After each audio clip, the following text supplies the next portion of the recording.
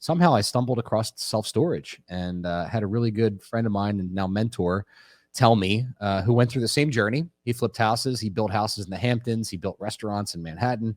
And at the time, a couple of years ago, he was on his fourth self-storage deal. And he said to me, Joe, once you build a self-storage facility, you will never touch a single family home again. And he was right. He said, you'll pay somebody to build your own house because you won't touch another house again. And he was right. Self-storage, for a myriad of reasons, which we can touch on today, is, in my opinion, one of the best real estate asset classes and commercial asset classes that are out there. And, we're building concrete, steel, and asphalt, and we're turning it into a cash flowing asset.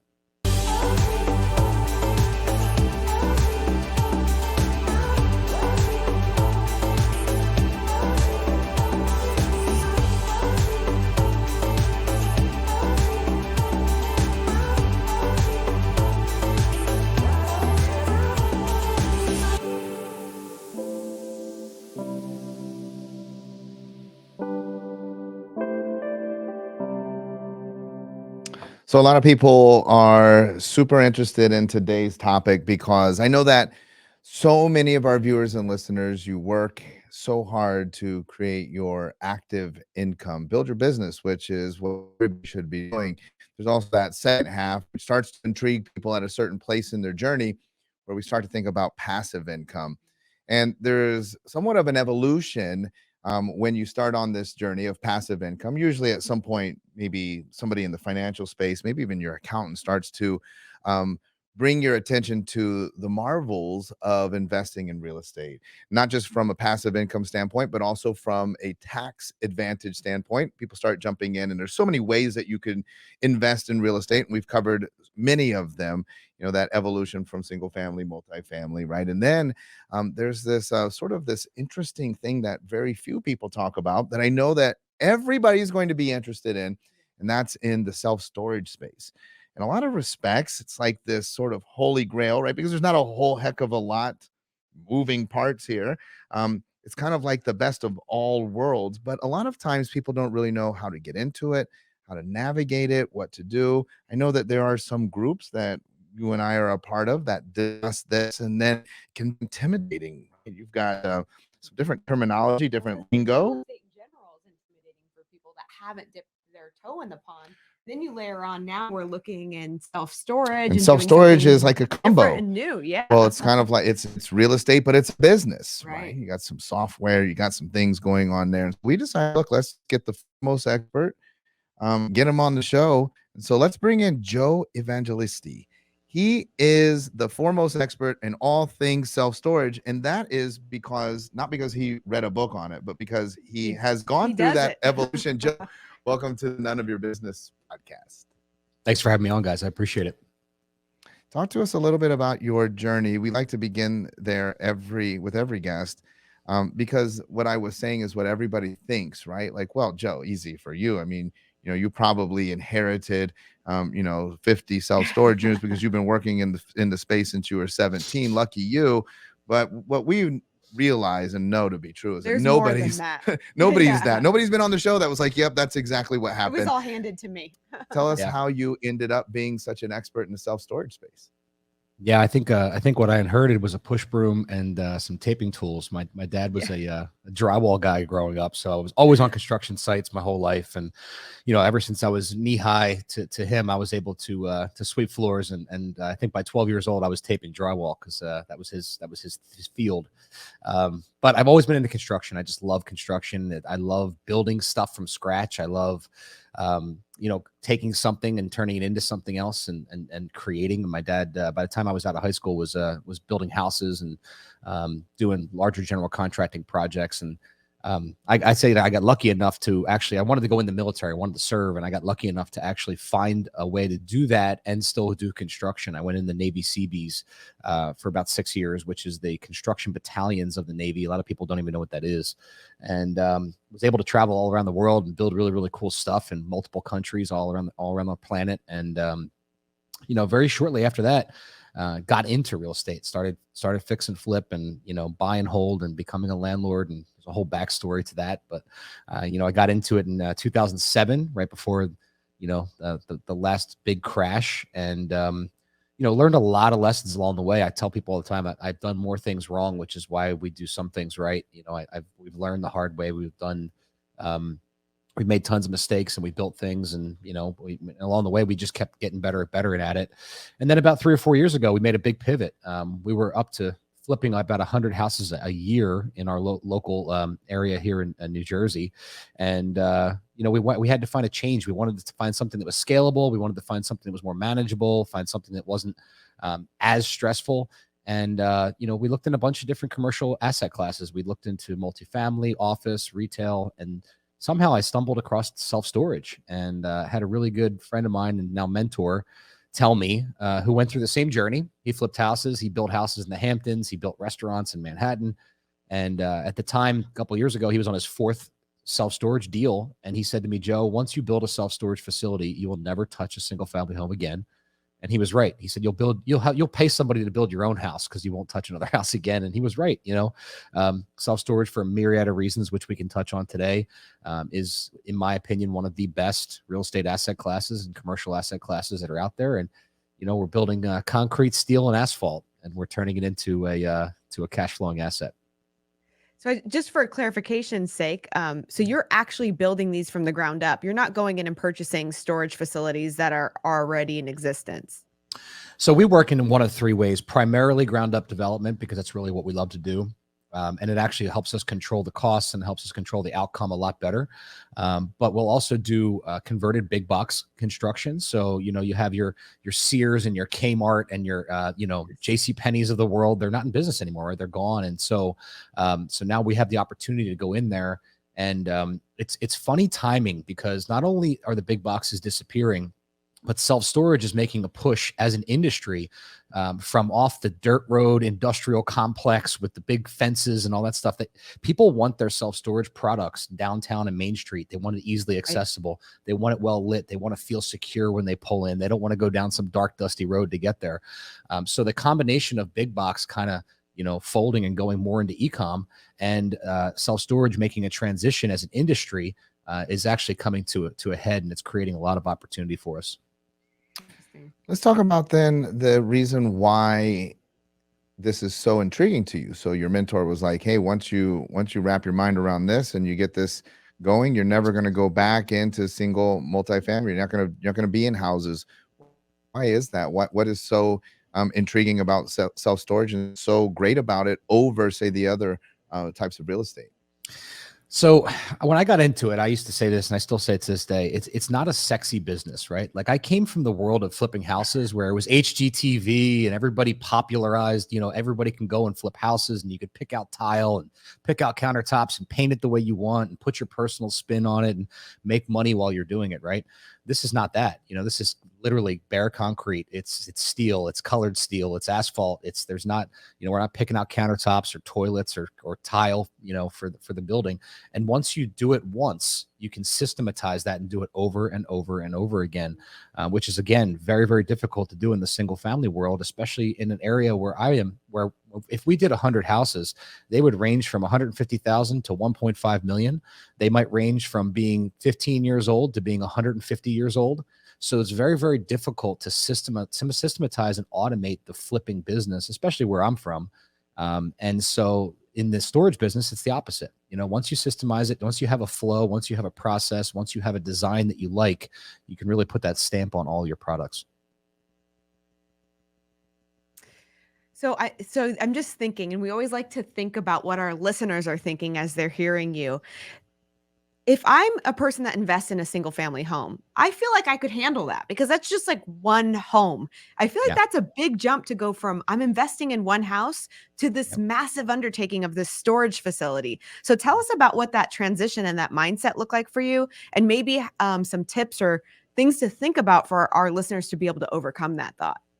Yeah, it's a great question. I mean, look, if you're investing in one house, you don't have a business, right? You have a side hustle. You have a thing you're doing on the side. I mean, you start getting to the point where you're doing 20, 30, 40, 80 houses a year. It's a different thing. It's a different animal. Back when we were doing that, we had 50 employees.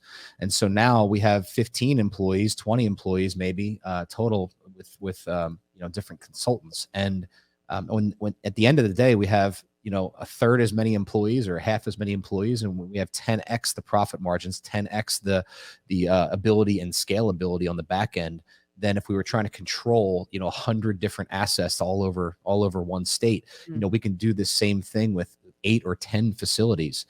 So that's what makes it scalable. You have to be able to get married to the zeros and get comfortable with the bigger numbers. But at the end of the day, it all works out a lot easier because you're managing and controlling less overall spread out. Let's talk about your stereotypical numbers. Obviously you have experienced that this, not only just from a work standpoint and scale standpoint, is more beneficial than what you were doing previously with the 100 flips a year, 100 homes. But for someone that's looking to venture in, maybe they have, let's say, 10 homes, and they're kind of on that cusp. Like, I'm going to scale, I'm going to go for it, because on the real estate side, their mentors are telling them, let's build your team. Let's go for 50, let's go for 100. But now we're introducing them to you. They come across old Joe, and Joe's like telling them, hey, look, what about this? There's another option. On the number side, is it just that it's easier to scale because we're talking about these large facilities and we have, very minimal ingredients, or numbers wise, have you also seen that the ROI is better in the self-storage space? The ROI is much better. The time it takes to get to that ROI is much better as far as gross, sales. But I think what also is important is it's an accessible community, right? So we've actually built what we call the Storage Syndicate, which is basically a mastermind tribe around the country. And it consists of different people. It consists of experienced developers that are looking to put deals together. It consists of accredited investors who are looking to plug money in and be passive and not understand every nut and bolt about how the process works, but be tied in well enough that they understand the operator, they understand the jockey, who's running the project, and make sure that they're comfortable with their investment. And we have it all the way down to people who have very little real estate experience, where we're teaching them what we call certified field agents. We're teaching these certified field agents, or CFAs, how to go out and find these off-market deals and how to locate these projects. And in that case, be able to take a piece of equity, a finder's fee, a sizable finder's fee in most cases, and get themselves involved in an asset class where, again, they might not have any experience. And putting all these people together is amazing because it creates opportunity and connection and network for all of them to work together and experience, the self-storage industry as a whole. In that space, I think that, and I'm not, if anybody listening or watching, I'm not excluding you. I'm not judging you. I'm not saying this is where you fit, but I think the majority of the people would fall into that accredited investor status. Mm-hmm. This is extremely interesting to me. I probably don't want to become nuts and bolts on this, because it's not what they do. Our viewers have service businesses where they provide a service. And they don't want to be boots on the ground. And they're not going to go out there and become contract developers. What does that look like? What does that opportunity look like? You have your group that people can plug into. Is that going to be at investwithlegacy.com? Is that where they can get information on that? They can find it. Yeah, they can find it at investwithlegacy.com. They could also go directly to storagesyndicate.com, which I didn't give you that URL earlier, but I apologize. Storagesyndicate.com, investwithlegacy.com. But what does that look like? So people are like, hey, so I have some money. I'd like to deploy some capital. Typically, what does that relationship look like, and what do returns look like? And then another very important question, stacked question, lots of stuff. You can talk for as long as you want. What do the tax advantages look like for the people that are investing on that side? All right, so we'll start at the beginning. What does it look like? So as an accredited investor myself, as well as an operator, I've always found that, when you're looking for things to invest in, what's the most important thing? To me, it's the operator. To me, it's the person that's actually taking the money, Sure. taking do they have integrity? Do they seem to operate properly? So part of this environment is allowing people to spend time watching how the operator is growing, watching what deals the operator is doing, watching how they're interacting with the other people inside of the atmosphere. And do they seem like a good operator? Do they seem like they have experience? Are they asking the right questions, right? You don't want an operator that's not asking any questions, that thinks that they know everything, right? I want people that are literally saying, make me better, help me, make connections for me. And so I will tend to pinpoint operators that seem like they're really asking the right questions, and they're operating with integrity, and they're looking for the right deals, and they're asking, for the right, teams. Are they missing a design team? Are they missing the contracting team? Are they missing the commercial brokerage team? And really trying to network and create inside of the atmosphere. If I'm standing back and looking in, I'm getting more information about that operator inside of that environment than say I called them and did a half an hour interview and I forgot to ask a bunch of questions, right? So as an accredited investor, I think it's really important that we get to know the people that we're investing in just as much as we have confidence inside the deal, because let's face it, these are development deals. These are they're built on spec. I mean, they're built on pro formas, which makes sense in reality and based on demographics and a lot of feasibility studies and numbers. But at the end of the day, if the operator is not capable of handling it, then they're probably not capable of handling my money. So I think as an accredited investor, it's a great atmosphere, again, to just vet out the right people and the right team that I want to put my money into. Now, the flip side, you asked, what are the tax advantages? Obviously, I'm not a CPA. I got to give you the little asterisks on that. But real estate has tons of tax advantages. It depends if it's built in a opportunity zone, or if it's new construction, or if it's reconstruction, or if it's value add. There's going to be all different types of ways to capitalize on the backside of that and tax-free advantages. Or if it's a new development deal, for example, and you're doing a refinance to stabilize, then that's a tax-free event. So there are just different ways that you can kind of, again, vet the deal, understand things, and get involved. And I think get involved is probably the biggest takeaway there. Yeah, I think that is the biggest takeaway. And a lot of people, Sue, they get so nervous about the ideas and the concepts of like making big investments in things that they don't understand. But as soon as you get involved and you begin to see the inner workings, you begin to see the deals, you begin to see the operator, I think it gives people a lot of confidence to move forward and do more. So you said you just started this 4 years ago. What's happened in the last 4 years? Tell us a little bit about, again, how many of these that you've done, how fast this has grown. Tell us about the company and how it evolved. Yeah, I'll tell you, it evolved out of necessity because I wanted to have a great culture that was scalable, and most importantly, I wanted to be able to build wealth and build legacy wealth inside of our tribe. Everyone that's tied into our team is in some way, shape, or form tied to equity or bonus structure, or they have the ability to build wealth. So that was one of the biggest things that I really couldn't do as a single family investor. Everything's so transactional. You're flipping it, you're making a couple dollars, you're putting in the next one, you're doing it again. Whereas these are massive assets. These are 20-some $million assets, and we can give people equity in them and help them build long-term wealth. So that was part of the play, was like, how do I surround myself with a team of people that I love doing business with? Well, the way I do that is I make them all, essentially my partners, and I grow with them, and we all grow together. And again, I couldn't really figure out a way to manipulate that in the single family game. This was much easier to do because, obviously there's a lot more to give. So that piece made it easy.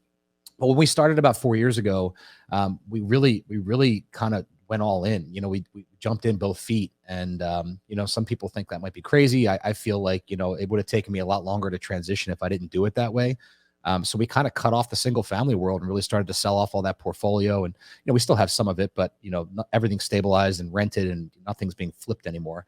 And we jumped right into the self-storage structure. And so far we're 9 deals deep, and continuing to grow every day. And we've even started to add a division that actually entitles, designs, and builds out the due diligence packages to sell to other developers in the same space. Love that. You said, though, and I don't know if maybe I misunderstood, but you also are more on the side of the investor now. Like, so you're taking your own money and putting them into deals. Is that kind of where your space now? Yeah, I am an accredited investor in other syndication deals similar to the ones that I'm in, as well as putting money into our own deals. But that's why I said I can look at it from both sides, right? If I'm looking for someone to invest in, whether it's arbitrage or whether it's my own cash or whether it's whatever, I want to make sure that it's a good operator that I can trust, and I can I know is kind of been through it and a little bit bulletproof, and they're not going to waver when something hard comes up. They're going to make the right decision, because let's face it, people ask me all the time, like, what's the risk? And everything's a risk every single day. Right. There's a problem every single day. Like the best operator is one that solves problems, and that's what our team does every single day. We're solving a problem. I think if you can't do that and it starts to pile up, it becomes a really tough thing to accomplish as a developer. Okay, so this is kind of a little off our track question. That's fine. I also have an off the track tangent too. Okay, so I'm thinking about this too, and I'm trying to understand, because I don't know a lot about the storage space, but I'm trying to understand, because when you're looking at the real estate market, we have a lot of ups and downs, and you had the 2008 bubble burst. Like, how does the storage world get impacted with those things? And does it follow the same patterns, or is it completely different? Let me tell you, that's a great question, Lacey. And I actually kind of found this out after I was already knee deep into the business and doing a ton of market research and feasibility studies. And I was asking kind of my mentors and my chief development officer, the guys that have, I'll be the first to admit, I don't have the most experience in the world in building self-storage, but what I have is an incredible team. My chief development officer has built 350 self-storage units before he ever touched any of mine. So I always have this amazing resource of team to go back to. And in talking to my feasibility guy, probably a year or two into this thing, he says to me, Joe, there's really only about 40 years of recorded data on self-storage. This industry wasn't around 50, 60 years ago. It really just started to come out of nowhere in the last, 40 years. And when you look at the systematic increase, it just continues to rise through ups and downs, through different, implosions in the economy and things that like 2008, like you said. And so the reason that is because of the vast demographic that all the different types of users of self-storage, right? You have attorneys and insurance companies storing files. You have people storing their goods. You have people who are upsizing and downsizing. Now we have millennials who don't want to live anywhere, but they got to put their stuff somewhere. So they fill a storage unit and they travel around the world at Airbnbs. Everyone has a use for storage. Contractors use it for excess materials. Storefronts use it for excess retail storefront materials. And so when the economy goes up, and let's say the house building boom is going up and there's contractors like crazy, then you have it filled with contractors. The housing market goes down. The contractors leave, and what happens? People start to downsize their properties, but they're not getting rid of their stuff. So they might move from 4,000 square feet to 2,500 square feet, but that other excess goods is going into a storage container for $100 a month. And so there's all these different user groups built into it. So, for example, during COVID, when businesses were changing and a lot of them were going out of business, you saw, Public Storage, one of the biggest companies in the country, lost 1% of users, of vacancy. So, 2021 was actually the biggest year ever, lowest vacancy rate, highest charge per square foot, and overall sales of self-storage facilities was somewhere around $9 billion last year. Well, and that's incredible. I know, that's great insight. Thank you. What I'm trying to do, Joe, is I'm trying to wrap, because I don't want you to just go all over the board, but we're just going to take you all over the board. But take me all over the board. Let's do it. I have no problem with that. Is the next iteration of this then, based off what you're saying and I'm hearing, is the next land of opportunity? So self-storage seems like to be the stepping stone, right? So we had single family, multifamily, and then you're like, oh wow, this self-storage. And then what about just building just warehouses as retail moves to on e-commerce, and now they're warehousing stuff all over the place, which is just concrete and steel buildings. And then you have these big, conglomerates or Amazon and these other, but even I was talking to a friend the other day that was like, there's a big need to warehouse tires, right? Yep. So it's, these tire stores and just space. Is that the next promised land, just warehousing? Yeah, it's funny. You guys are getting me fresh off of a meeting I had last week talking about all the essentially sub markets of storage. One of the biggest factors changing in our economy right now is the toy market, the aftermarket boats, RVs, four-wheelers, motorcycles, the whole thing, right? And so they're expecting a 65 to 75% increase over the next 2 years in that market. And so boat and RV storage is huge. Cold warehousing storage is huge for logistics, for deliveries. Like you said, that Amazon type storage. We're looking at things like personal warehousing. When personal warehousing is like having a gigantic storage condo for yourself with an office in there. For a lot of these companies that are doing their little e-com thing on the side, and they need warehousing for goods, but they need an office to actually run it out of. So there's a lot of sub iterations of storage, and we're definitely looking into a lot of them. I love that. Right. That's very common when we're down at our house or our home in Naples. Very common for people to have a storage unit, in essence. Sure. That has sort of a man cave or a kitchenette. And they store their cars and have people over for the parties. And that's super interesting. Tell us a little bit more about then your group. So people plug in investwithlegacy.com or also storagesyndicate.com. Sort of what should they come into the website, into the community expecting to find, expecting to see? So they should come in there with a mindset that they want to enter, one of the country's best masterminds on how to do storage and ways to continue to evolve in storage. I built this thing out of necessity because I had so many people coming to us and saying, hey, I have deals for you. I have land I want you to evaluate. I have things I want to get involved with, joint venture with you. Or, we have investors that are looking for deals and we just can't take their money because we don't have a deal available. So I built this mastermind as a way for these people to all communicate and find ways and resources to get deeper involved in storage. And in addition to that, I plugged in my A-level team, all of my designers, all of my contractors, all of my development officers, all of our entitlement side of the business, our acquisition side of the business. My entire team is plugged in there, and we do live trainings 3 times a week just to try to answer whatever might be on your mind. And again, it ranges from people with no storage knowledge all the way up to developers who are doing 10, 15, 20 assets a year, trying to get them all in one room, which it's been dynamite. I mean, we've literally been doing this now for 4 months, and we have people closing deals from the group, which is awesome to watch.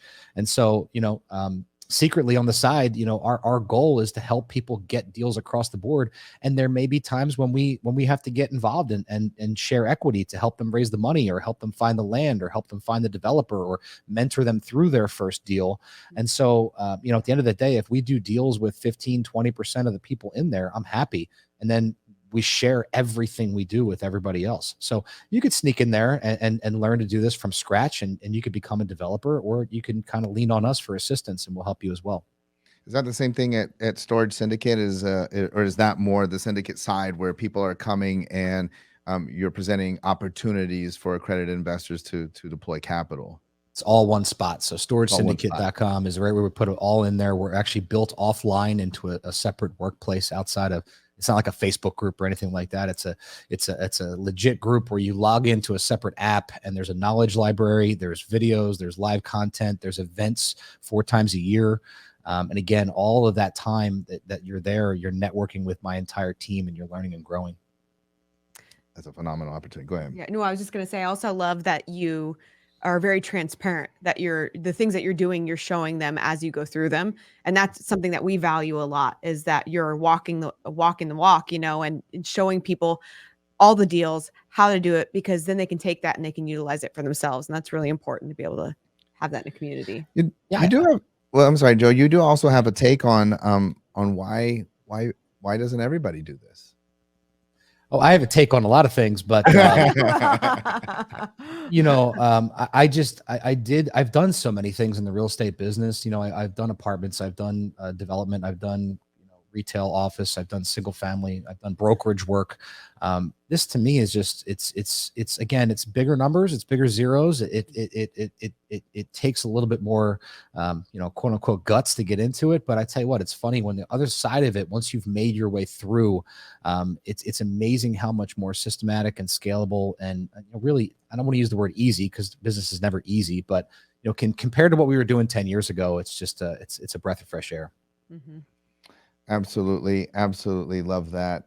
I hope that everybody will be plugged in, as I know that a lot of our listeners and viewers are going to get plugged in. I'm going to check this out myself. Yeah, we've talked about personally. Storage for a I've while. talked about we that, just and didn't know. I have a few where to friends go, that what to do. have just one storage facility themselves, and then, like I said, like not something that I'm trying to become the developer, the builder, Right. and having connections like you and access to your community and your wealth of knowledge, I think is absolutely incredible. I want to just go one more tangent. Actually, it doesn't even have to do with the self-storage facility, but I noticed that you had on here that you are a veteran.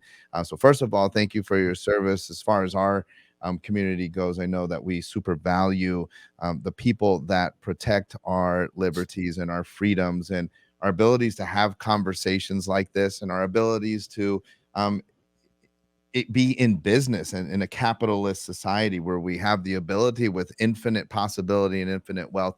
And that a lot of people just take that for granted, right? Like, well, we're in the United States, but there, for anything in the world, there's a price that was paid, whether it was through, currency or through sacrifice. And so we want to thank you. But tell us a little bit about that experience and how that also affects your business. What lessons that you've learned and lessons that you continue to carry with you to this day. Oh yeah, there's so many. I could do an entire podcast on that. The things that pop off at the top of my head are discipline. I think I learned most of my self-discipline through the military. Not that I wasn't somewhat put together before I went in there, but it's amazing when you're put in position to lead, how quick you have to learn to be self-governed and self-disciplined before you can, even remotely help others do that. So I think discipline is one of the number one things that the military taught me. But it's also I think the secondary pieces of it. We actually have this the sign in our office that says, "The way I do one thing is the way I do everything." And, that also really transpires into all of our businesses, right? There's standards, there's rituals, there's routines, there's ways that we practice, there's ways that we play, that we want to make sure are consistent and they're in alignment with our core values. And so, I think it's a big piece of the team that we're growing and the people that are inside of it is that they really embrace that and they take advantage of it. Super special. I know. I was just thinking that you were talking about when you go into business with somebody, you should really be looking at the operator and looking who that individual is. And I feel very confident that you are leading people in a way with integrity and authenticity and a wonderful operator, I'm sure. So anybody that's listening right now would be lucky to be able to dip their toe in the pond and learn about storage from somebody like you. So thank you. Joe, thank you so much for being on the show. You're going to hear more from us. Yeah.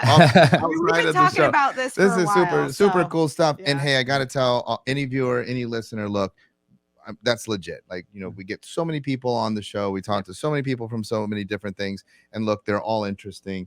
I think, Joe, you're onto something, number one, that is legitimate interest there. At the same time, you're a person that's doing it right. And so there's so many, look, everything is an opportunity. Right. Everything is an opportunity. But you mentioned this thing about, you're interested in the operators, and it doesn't take very long. And I hope that our audience can pick up on this, not calling you necessarily an operator in this field, but an operator in the sense of this show. And that's something that you want to judge someone by, are they operating and doing business from a place of integrity? I want to encourage everybody to check this out. Investwithlegacy.com, or you can jump over to storagesyndicate.com. And listen, we didn't mention this last website. I want to make sure we get this in, legacybuilder.coach. Right? If you'd like some coaching on this stuff, legacybuilder.coach. So many ways that you can plug in with Joe Evangelisti. Joe, thank you so much for being on the program today. I appreciate you guys for having me. Thank you. You absolutely killed it. Anything else? That's it. All right, folks, we're going to be back again next week with a brand new guest talking about more cool stuff that I'm sure that you're going to love, but maybe not as much as this one. This one's probably going to go down, I'm sure, interest is in history right as now. a highly popular episode. But we promise we'll be back again next week with a brand new edition of the None of Your Business podcast.